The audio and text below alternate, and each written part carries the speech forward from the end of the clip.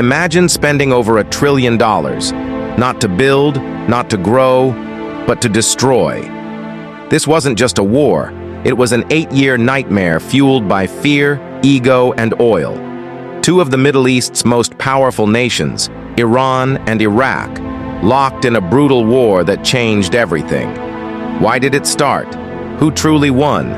And why did no one step in to stop it? Strap in. This is the story of the world's most expensive war and the hidden forces that shaped it. In 1979, Iran's monarchy collapsed. The once glamorous Shah was overthrown, replaced by a radical Islamic regime under Ayatollah Khomeini. Iran went from ally of the West to its most feared enemy, and Iraq's leader, Saddam Hussein, was watching closely. Saddam saw Iran's chaos as a golden opportunity. The country was leaderless, divided, and distracted. Iraq, on the other hand, had Soviet weapons, oil money, and a dream to dominate the Middle East. Strike now, he thought. Take the oil, crush the revolution. The excuse? A centuries-old border dispute over the Shatt al-Arab waterway. But let's be honest, this wasn't about a river. It was about power, pride, and deep paranoia. If every old river dispute caused an 8-year war, Europe would have turned into one giant crater. On September 22, 1980, Saddam launched a surprise invasion. Iraqi airstrikes hit Iranian air bases. Ground troops poured over the border. Baghdad believed Iran would collapse in days. But Iran didn't fall. It fought back, with fury. Despite isolation and internal chaos, Iran rallied. Teenagers volunteered. Veterans returned. It became a war of ideology, of martyrdom. Sometimes they fought barefoot, sometimes with nothing but belief. What followed was a trench warfare nightmare. Think World War I, barbed wire, gas masks, and mud. Only this time, it was in the Middle East. Chemical weapons, human wave attacks, civilian bombings. If hell had a recruitment office, this would be the training video. And the superpowers, they didn't stop it. They stirred it. The Cold War turned this into a proxy playground. The US, the Soviets, even China, everyone picked sides. Not to bring peace, but to profit.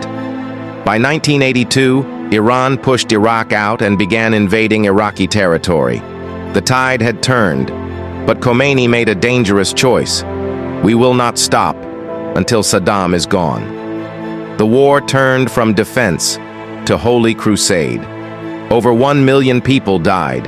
Children cleared minefields. Entire cities were leveled. The United Nations pleaded for peace, but no one listened. Iraq unleashed chemical weapons, mustard gas, sarin. Villages suffocated in silence, and the world mostly stayed silent too. But what happened next would even shock Saddam's closest allies. Iran retaliated by striking oil tankers in the Persian Gulf. It was economic warfare. Oil prices soared. The US entered the Gulf, not to stop the war, but to protect its fuel. By 1986, both Iran and Iraq were exhausted. Billions lost, cities in ruins. But neither would surrender, because to surrender was to die. In 1988, Iraq launched a final assault, again using chemical weapons. This time, even against its own Kurdish civilians. Iran was too weak to retaliate. The dream of toppling Saddam was over. On August 20th, 1988, a ceasefire was signed.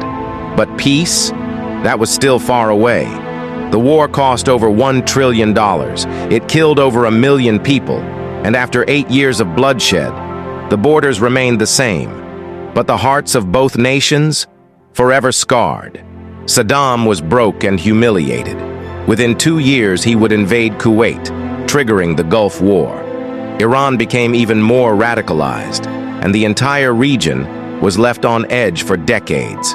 Historians agree, this war was avoidable, but it wasn't stopped. Because of pride, paranoia, and politics. It didn't need to happen. But once it began, no one could stop it. Despite the cost, the horror, the destruction, This war is often forgotten, buried beneath other headlines. But for the people who lived through it, it's not history. It's a memory that never fades. If you think this war was tragic, wait until you hear about the secret deal that led to the next one. Subscribe for more real stories.